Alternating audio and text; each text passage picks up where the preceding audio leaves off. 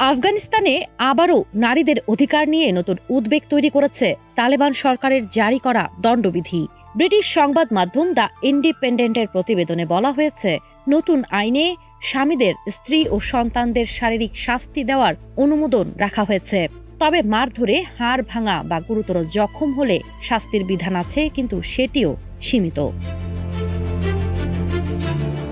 জীবন অবাক না করলে কে করবে? 28% মিল্ক ফ্যাটের অবাক করার সাথে ফ্রেশ মিল্ক পাউডার। জীবন অবাক করুক প্রতিদিন। 90 পাতার এই ফৌজদারি বিধিতে স্বাক্ষর করেছেন তালেবান নেতা হিবাতুল্লাহ আখুন্দজাদা। দা মাহকুমু জাজাই উসুলনামা নামে পরিচিত এই বিধিতে বলা হয়েছে, স্বামী অতিরিক্ত শক্তি প্রয়োগ করলে সর্বোচ্চ 15 দিনের কারাদণ্ড হতে পারে। তাও কেবল তখনই যখন স্ত্রী আদালতে নির্যাতন প্রমাণ করতে পারবেন। এখানেই প্রশ্ন উঠছে, যে নারীকে আদালতে যেতে হলে পূর্ণ হিজাব পরে স্বামী বা কোনো প্রাপ্তবয়স্ক পুরুষের সঙ্গে হাজির হতে হবে, তার পক্ষে আদৌ কি ন্যায় বিচার চাওয়া সম্ভব?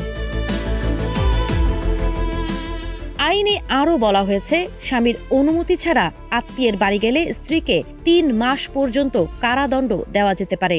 একই সঙ্গে সমাজকে 4 শ্রেণীতে ভাগ করে শাস্তির মাত্রা নির্ধারণের বিষয়টি নতুন বৈষম্যের আশঙ্কা তৈরি করছে। সমালোচকদের মতে এই আইন নারীদের সুরক্ষা নয়, বরং পারিবারিক সহিংসতাকে কাঠামোগত স্বীকৃতি দিচ্ছে। এই বিধান এমন হয়ে দাঁড়িয়েছে যে মারতে মারতে নারীর হাড় গোড় না ভাঙা পর্যন্ত স্বামীর কোনো শাস্তি হবে না। আদতে এতে কি নারীর সুরক্ষা বৃদ্ধি পাবে, নাকি নারী অবাধ নির্যাতনের শিকার হবে? একদিকে সীমিত শাস্তির বিধান, অন্যদিকে প্রমাণের কঠিন শর্ত।